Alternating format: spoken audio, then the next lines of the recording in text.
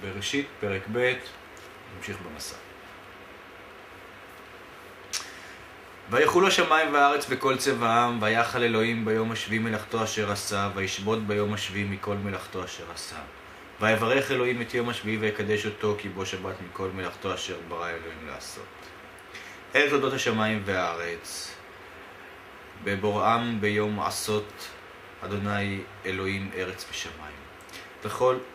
וכל שיח השדה טרם יהיה בארץ, וכל עשב השדה טרם יצמח, כי לא ימטיר אדוני אלוהים על הארץ, והאדם אין לעבוד את האדמה.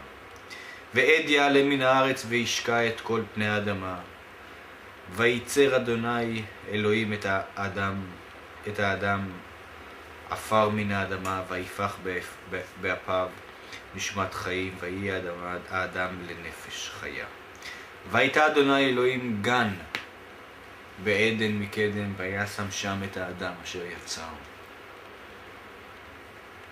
ויצמא אדוני אלוהים מן האדמה כל עץ נחמד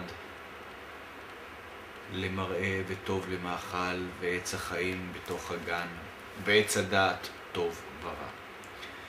ונהר יצא מעדן להשקות את הגן, ומשם ייפרד, והיה לארבעה ראשים. שם האחד פישון, הוא הסובב את כל ארץ החבילה, אשר שם זהב. וזהב הארץ ההיא טוב, שם הבדולח ואבן השוהם. ושם הנהר השני גיחון, הוא הסובב את כל ארץ כוש. ושם הנהר השלישי חידקל, הוא ההולך קדמת אשור, והנהר הרביעי פרת. ויקח אדוני אלוהים את האדם ויניחהו בגן עדן לעובדה ולשומרה. ויצב אדוני אלוהים על האדם לאמור, מכל עץ הגן אכול תאכל, ומעץ הדעת טוב ורע לא תאכל ממנו, כי ביום אוכלך ממנו מות תמות. ויאמר אדוני אלוהים, לא טוב היות האדם לבדו, אעשה לו עזר כנגדו. וייצר אדוני אלוהים מן האדמה כל חיית השדה ואת כל עוף השמיים, ויבא אל האדם לראות מה יקרא לו, וכל אשר יקרא לו האדם נפש חיה ושמו. ויקרא האדם שמות לכל הבהמה ולעוף השמיים ולכל חיית השדה, ולאדם לא מצא עזר כנגדו. ויפל אדוני אלוהים תרדמה על האדם, וישן, ויקח אחת מצלותיו ויסגור בשר תחתנה.